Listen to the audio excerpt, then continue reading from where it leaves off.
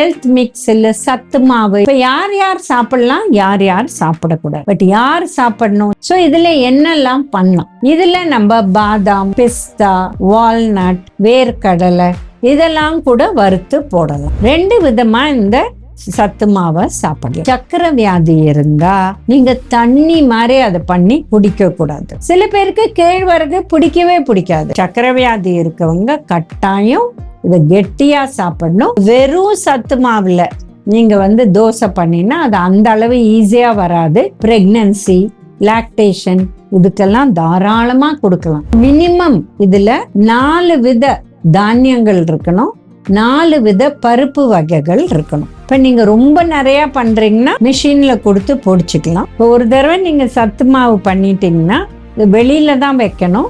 வெளியில வச்சு ஒரு 1-2 மாசத்துக்கு யூஸ் பண்ணலாம். அதுக்கு மேல பூச்சி வந்துடும்.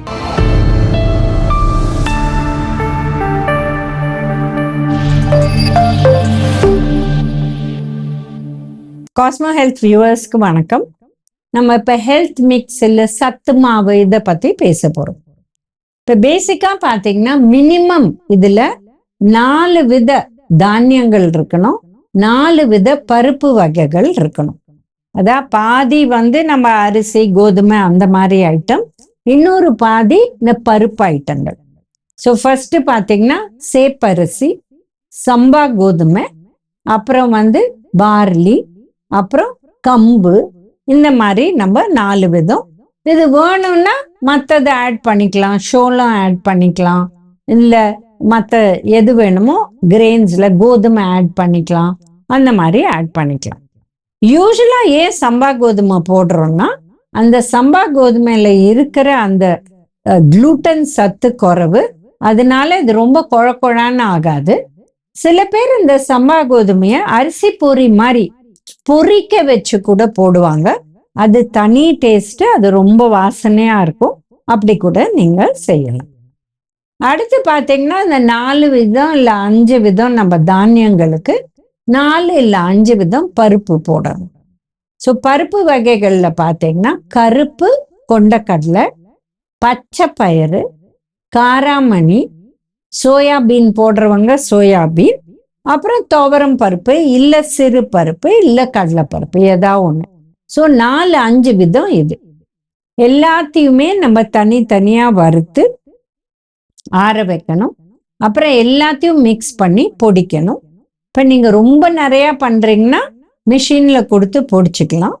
இல்ல வீட்டுல பண்றீங்க, கொஞ்சமா பண்றீங்க அப்படின்னா நம்ம ரெகுலர் மிக்சிலேயே நம்ம பொடிச்சுக்கலாம். இதை பொடிச்சா வீட்டுல அந்த அளவு சன்னமா ஆகாது, பட் அதுவும் ஒரு டெக்ஸ்டர் நிறைய பேருக்கு பிடிக்கும். வெளியில மிஷின்ல கொடுத்தா அது ரொம்ப மாவாதான் வரும். ஸோ உங்களுக்கு எப்படி பிடிக்குமோ, குழான்னு பிடிக்கும்னா மிஷின்ல கொடுக்கலாம், இல்லை வீட்லயே கூட ஃபைனா அரைக்கலாம், இல்லை 1-2 கூட அரைச்சிக்கலாம். ஒரு சின்ன ரவை இருந்தா அந்த மாதிரி டெக்ஸ்டர்ல நம்ம அரைச்சிக்கலாம். ஸோ இதுல என்னெல்லாம் பண்ணலாம்? இதுல நம்ம பாதாம், பிஸ்தா, வால்நட், வேர்க்கடலை இதெல்லாம் கூட வறுத்து போடலாம். யாருக்கு ஸ்வீட்டா பிடிக்குமோ இவங்க இதுல நம்மளோட ஏலக்காய் கூட போடலாம். ஏலக்காவை ட்ரை ரோஸ்ட் பண்ணிட்டு அப்புறம் அந்த இதை எடுத்துட்டு தோல் எடுத்துட்டு அப்புறம் அந்த பொடியை அரைக்க போடலாம். ஸோ இந்த மாதிரி கூட போடலாம்.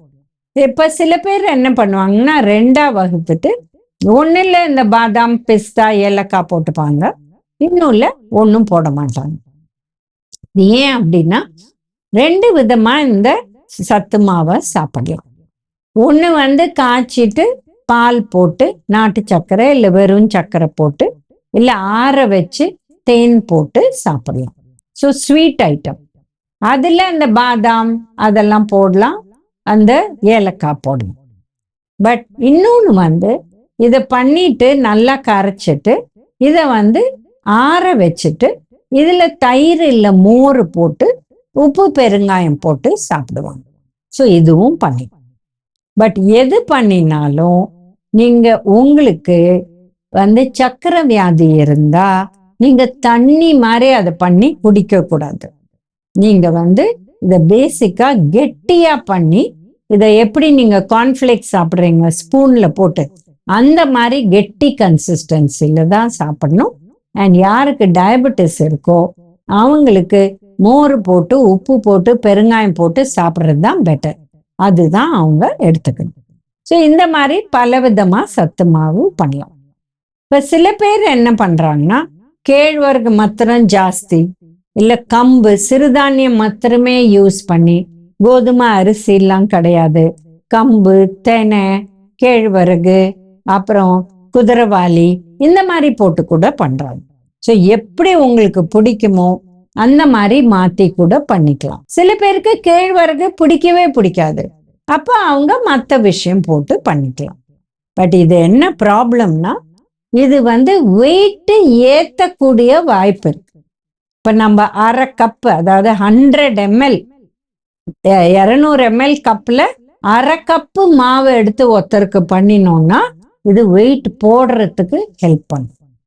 இதுவே ஒரே ஒரு டேபிள் ஸ்பூன் எடுத்து பண்ணி தண்ணியா போட்டு அவங்களுக்கு கொடுத்தோம்னா இது இட்லி தோசைக்கு பதில் சாப்பிட்டோம்னா இது வெயிட் ரிடக்ஷனுக்கு ஹெல்ப் ஆகும். ஸோ இந்த மாதிரி அதை பார்த்துக்கணும். இது நிறைய சாப்பிட்டோம்னா இது ஃபுல்லா இதுல எல்லாமே இருக்கு, தானியங்களும் இருக்கு, பருப்பும் இருக்கு, அதனால உங்களுக்கு வெயிட் போடக்கூடிய வாய்ப்பு இருக்கு. பட் சக்கரை வியாதி இருக்கவங்க கட்டாயம் இதை கெட்டியா சாப்பிடணும். அண்ட் உப்பு மோர் அது போட்டுதான் சாப்பிடணும். இப்ப யார் யார் சாப்பிடலாம், யார் யார் சாப்பிடக்கூடாது? இதுல நம்ம தானியங்களும் போடுறோம், பருப்பும் போடுறோம். இப்ப பருப்புல 2 அமினோ ஆசிட் குறைவா இருக்கு, ஸோ இன்கம்ப்ளீட் புரோட்டீன் அப்படின்னு சொல்றோம். அதே மாதிரிதான் அரிசி கோதுமை கம்பு தெனை அதுல 2 அமினோ ஆசிட் கம்மியா இருக்கு. ஆனா நேச்சர் எப்படி பண்ணுதுன்னா நம்ம அரிசி பருப்பு இல்ல கம்பு பருப்பு இல்ல கேழ்வரகு பருப்பு இதை சேர்த்துட்டோம்னா ரெண்டுத்துலயும் எதுல இத பருப்புல எந்த அமினோ ஆசிட் இல்லையோ அது அரிசியில இருக்கு, அரிசியில எது இல்லையோ அது பருப்புல இருக்கு. ஸோ ரெண்டையும் சேர்த்துட்டோம்னா கம்ப்ளீட் புரோட்டீன் ஆயிடுது. ஸோ அதனாலதான் இதோட ரொம்ப ரொம்ப முக்கியத்துவம் இதுதான். அந்த புரத சத்து நல்ல புரத சத்தா மாறிடுது. அதனால கட்டாயம் இது சாப்பிடலாம். பட் யார் சாப்பிடணும்? சின்ன குழந்தைங்களுக்கு தாராளமா கொடுக்கலாம், ஒரு 5-6 வயசு ஆனாலும் கொடுக்கலாம்.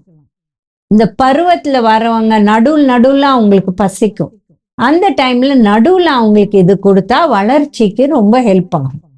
அப்புறம் பிரெக்னன்சி லாக்டேஷன் இதுக்கெல்லாம் தாராளமா கொடுக்கலாம்.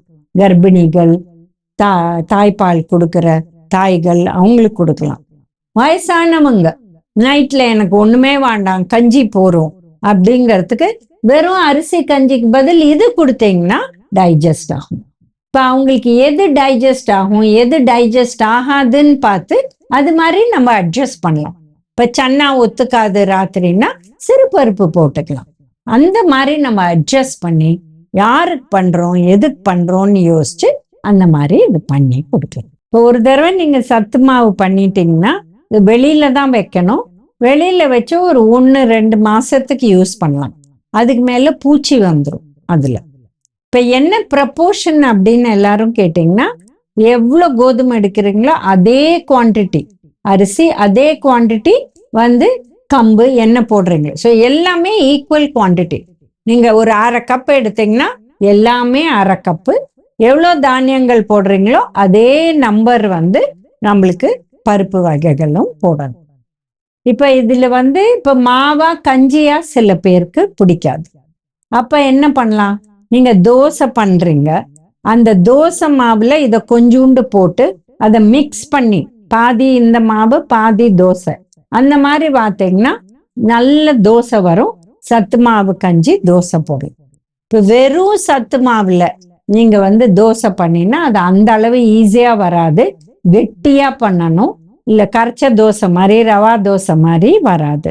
அதனால இந்த மாதிரி பண்ணிக்கலாம், பாதி பாதி மிக்ஸ் பண்ணி பண்ணிக்கலாம். இப்ப நீங்க அதுல இந்த சிறுதானியங்கள் போட போறீங்கன்னா அதை ஒண்ணு வறுக்கணும், இல்லைன்னா முளை கட்டி அப்புறம் அதை காய வச்சு அப்புறம் அதை அரைக்கணும். பட் முளை கட்டி நீங்க பயிர் போட்டா அது சீக்கிரம் கெட்டு போயிடும். அது 1 மாசத்துக்குள்ள யூஸ் பண்ணும். அதுக்கு பதில் ட்ரை ரோஸ்ட் பண்ணி நீங்க கம்பு தெனை குதிரைவாளி இதெல்லாம் யூஸ் பண்ணீங்கன்னா அது நிற்கும் 2-3 மாசம். ஸோ அந்த மாதிரி நீங்க அட்ஜஸ்ட் பண்ணி பண்ணிக்கலாம். இந்த வீடியோல நம்ம ஹெல்த் மிக்ஸ் இல்ல சத்து மாவை பத்தி பார்த்தோம். மீண்டும் இன்னொரு வீடியோல சந்திக்கலாம்.